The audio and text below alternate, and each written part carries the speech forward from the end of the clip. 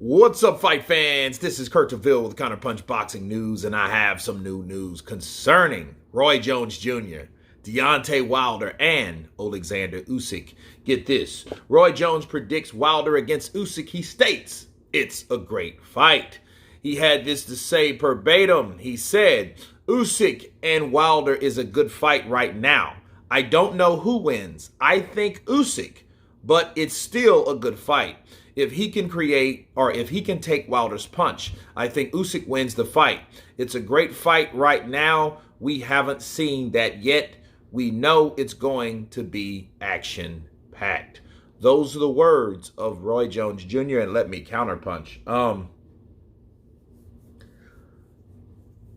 I agree with that assessment because it wasn't just dead on, but he did tip the hat to Usyk.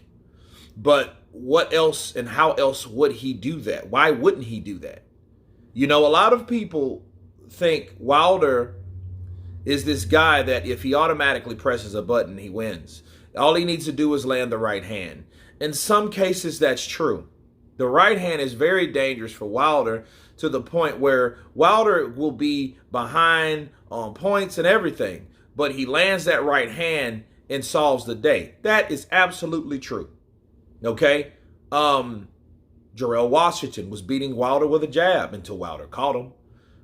Luis Ortiz in those two fights, he was losing both of those fights until he caught him.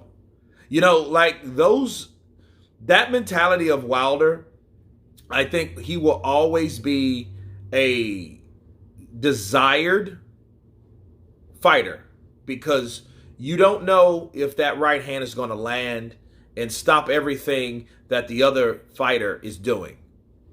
That kills all plans. You know, that's a plan killer, that right hand.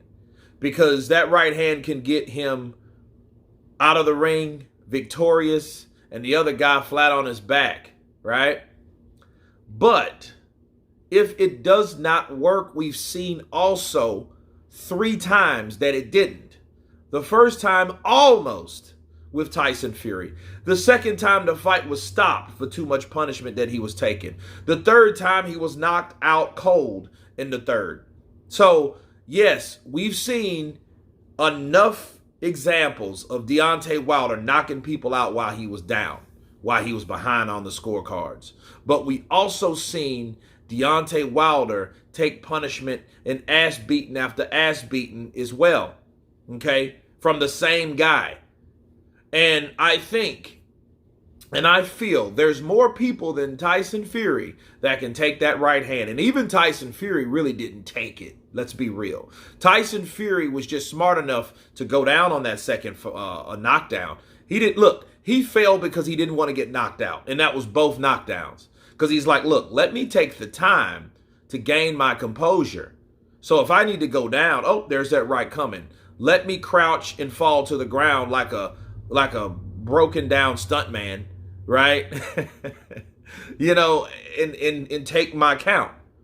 Because one thing that I noticed too, and I've been complaining about, the standing 8 is pretty much gone. So fighters that are smart and they know they don't want to be waved off because they're not fighting or not punching or not showing the ref something, they got to do something to create their standing 8. Okay? They got to fall again. That's what Tyson Fury did. Tyson Fury's very, very instinctive. You know, his instincts are very, very keen, and he knows what to do, and he did that. That's why he survived that 4th round, but he took his time.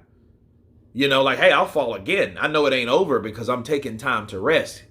This guy didn't really hit me the second time. If you notice, any punch in that second series on that onslaught really didn't land and hit Tyson.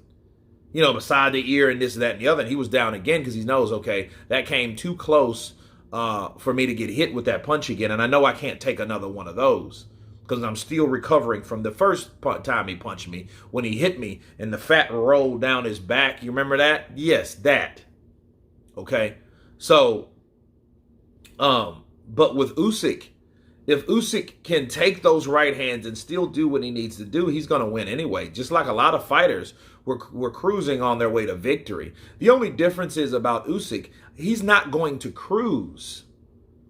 You know, But then again, you got to keep it real. And this is what I think about. When I think about Usyk and Wilder and the size of Usyk and Wilder's size, I think about the Polish fighter, Spilka. Was he from Poland? Arthur Spilka. I think about Arthur Spilka. I could be wrong. He could be from somewhere else. So, I'll hear it in the comments. But I think Spilka. Spilka was doing a very good job with Wilder. Going in, going out, making Wilder look sloppy, making him look bad, making him miss.